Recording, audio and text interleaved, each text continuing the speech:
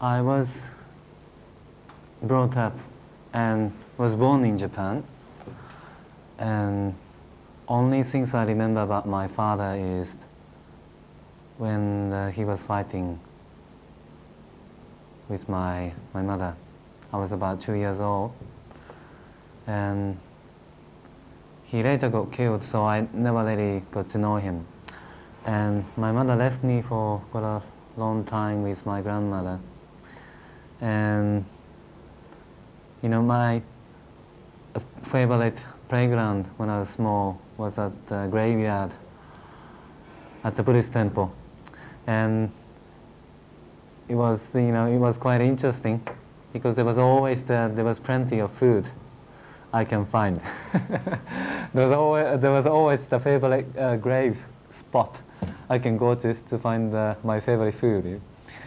I spent a lot of time at the Buddhist temple often, and when I was living with my grandmother, when my mother took me back once again to her to live with her, that she got married again twice more, but she always got divorced, and I was moved from place to place every year.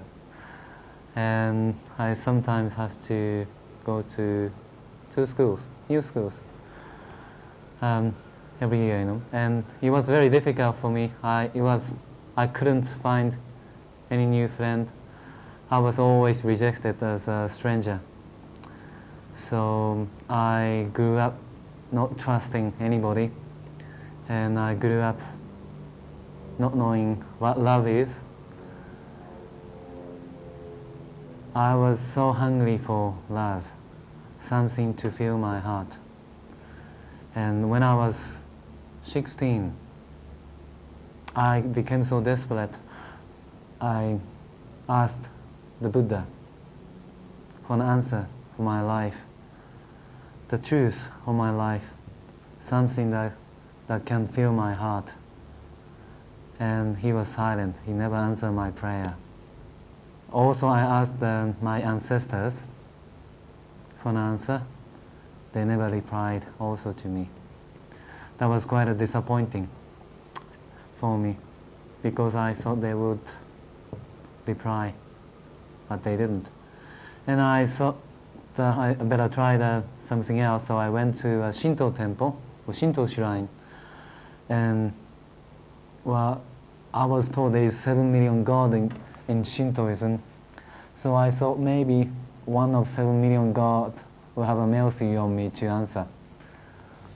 But none of their gods didn't answer my prayer, didn't answer the cry of my heart. And after that, I decided to go to yoga school.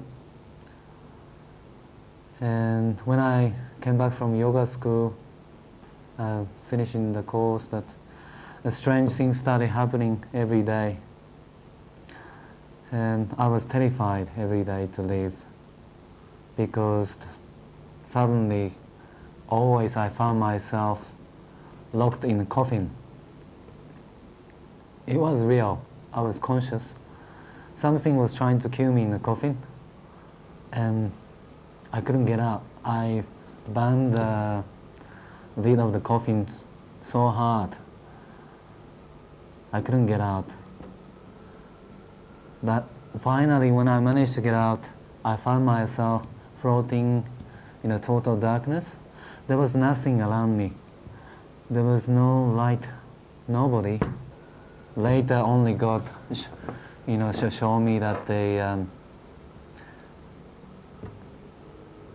he was showing me that unless I come to know him, that I will go to the darkness forever. And I went to the gate of hell. And I was so terrified every day, because I knew that what would happen to me. And I was hearing strange noises and voices every day, and I was walking around in the evening without knowing.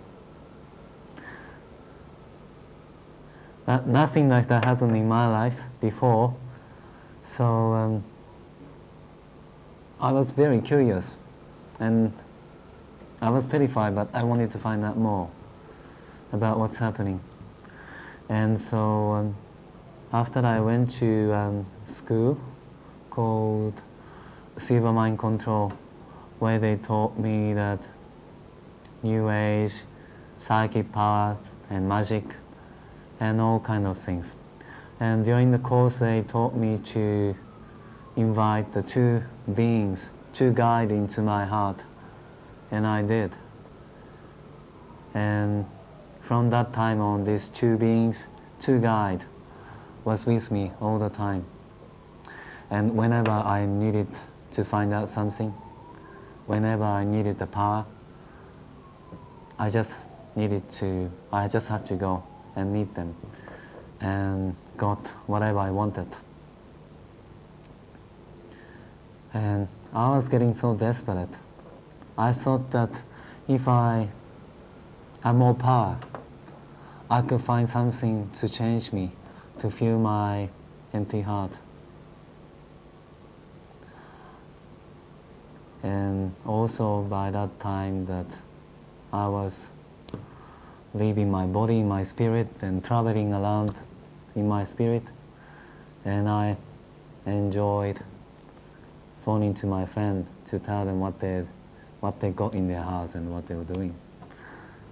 I thought that my heart will be satisfied if I show off my power to the people. But I wasn't satisfied at all. And I knew, I tried everything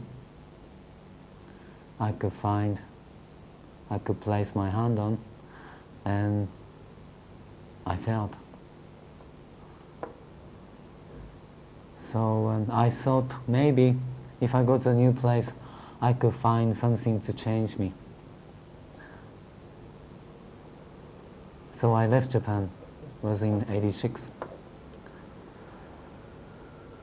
And I started traveling like a hippie from place to place every day, and getting involved in drugs and alcohol and smoking and all kinds of things.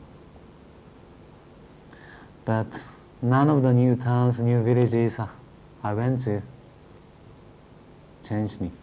I didn't find anything new. I didn't find anything to satisfy my heart.